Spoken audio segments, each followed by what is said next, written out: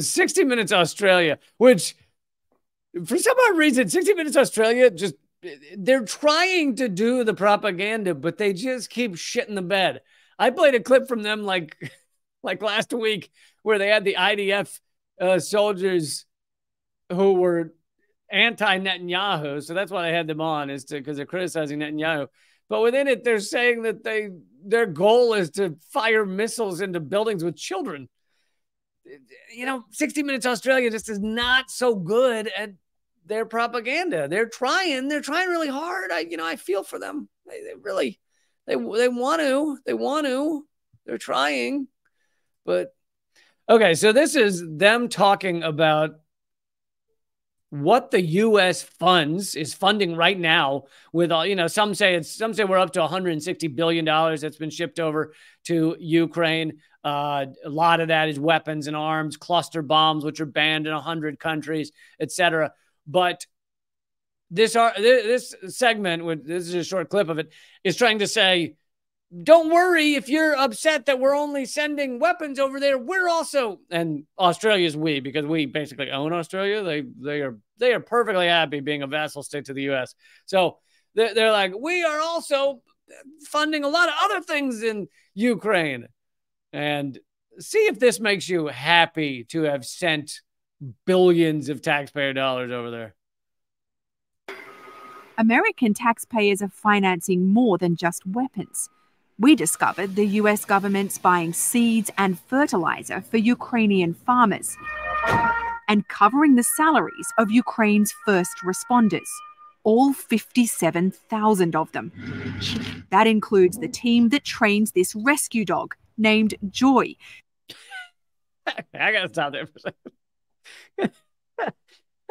Don't worry, U.S. taxpayer, as you're facing eviction, as you're drinking lead-tainted water. 2,000 U.S. cities have unsafe levels of lead in the water, as you're breathing contaminated air, as your kids are trying to learn in schools that are collapsing because they've been intentionally defunded.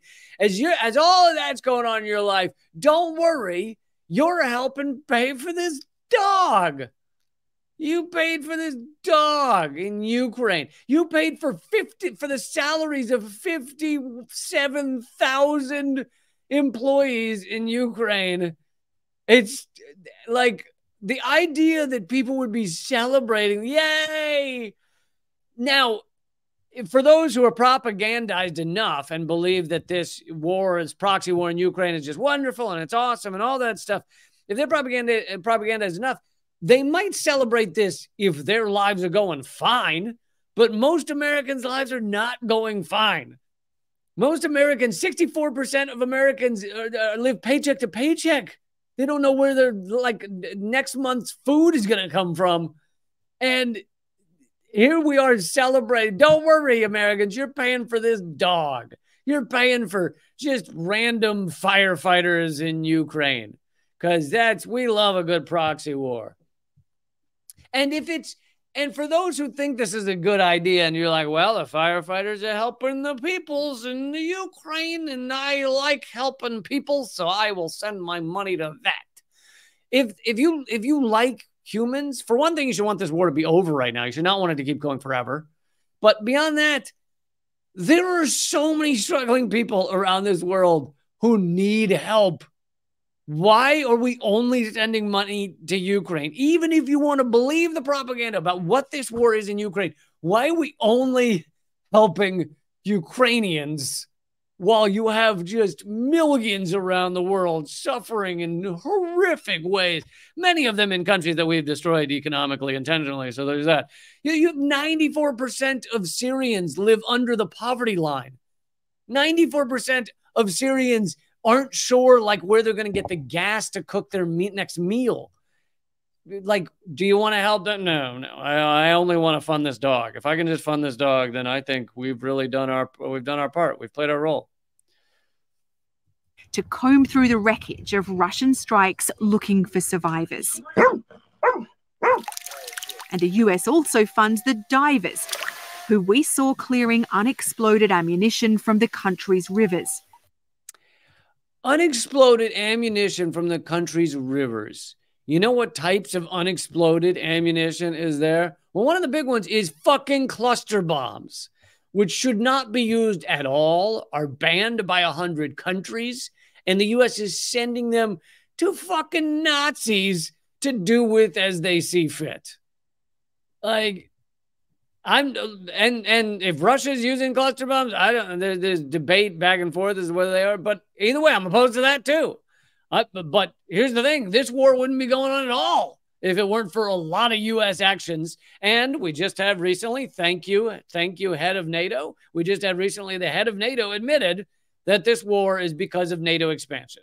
All this time, year and a half, they've been telling us, oh no, Putin's just Hitler and he just likes stealing other countries and that's what it is. And now here you have the head of NATO saying that, oh no, Putin went into Ukraine because of NATO expansion, because that was a red line for Russian security.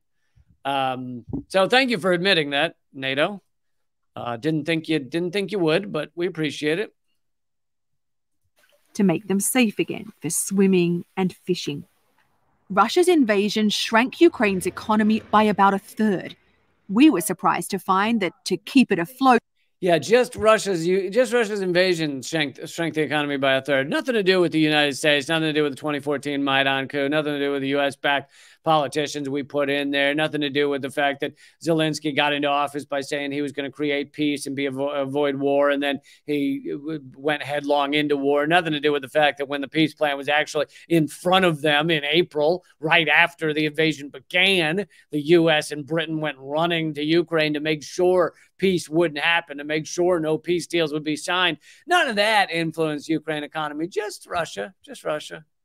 Quote, the US government is subsidizing small businesses.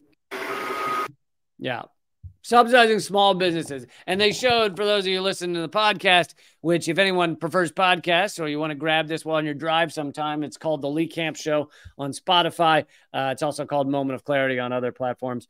But for those of you listening to the podcast, they just showed an image of an old lady trying on like a sweater or a jacket or something. So if you are an American struggling in the United States, 64% don't know where their next paycheck will come from or don't know, are living paycheck to paycheck.